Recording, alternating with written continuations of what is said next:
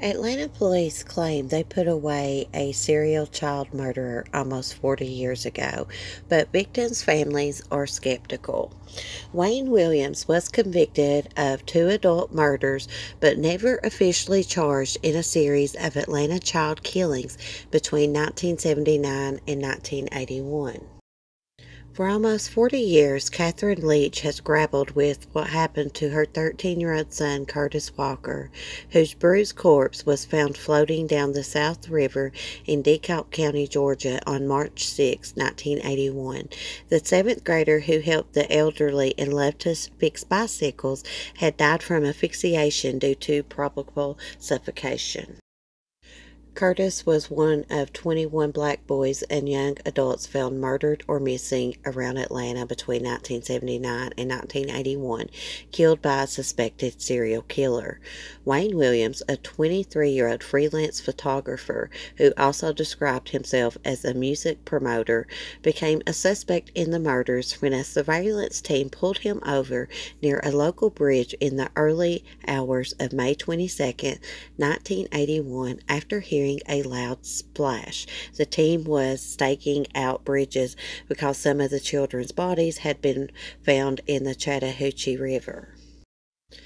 They found the body of Nathaniel Cater, 28, downstream days later, and Williams was arrested after police linked dog hairs and fibers found in his parents' home to Cater and a 21-year-old fellow victim, Jimmy Ray Payne.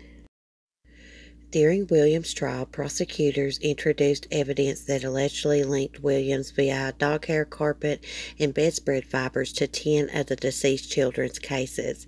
Williams was convicted in February 1982 for the murders of Cater and Payne, and law enforcement concluded that Williams was responsible for most of the other slayings too, closing those cases.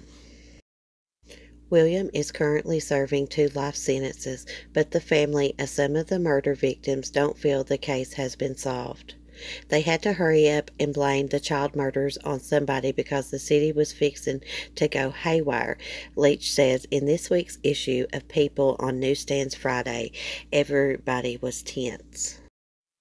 Leach believes the Ku Klux Klan was actually behind Curtis's death, a sentiment shared by many people in Atlanta. But retired FBI agent Jim Procopio doesn't believe the murders was in the Klan, because the killer would have to blend into the black community. He says Williams lured his victims with the promise of a music career. Do you want to cut an album or CD? A lot of these kids took the bait, and that was it for them, he says. However, most investigators concur that even if Williams is responsible for some of the child murders, he is not necessarily behind all of them. Recently, the Atlanta Police Department, under the direction of Mayor Keisha Lance Bottoms, has reopened the cold cases originally linked to Williams, as well as the murder of 2 girls who were killed during the same period.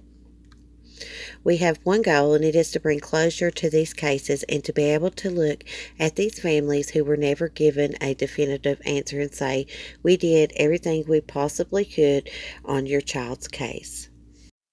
Thanks for watching, guys. As always, leave me your thoughts and opinions below in the comment section.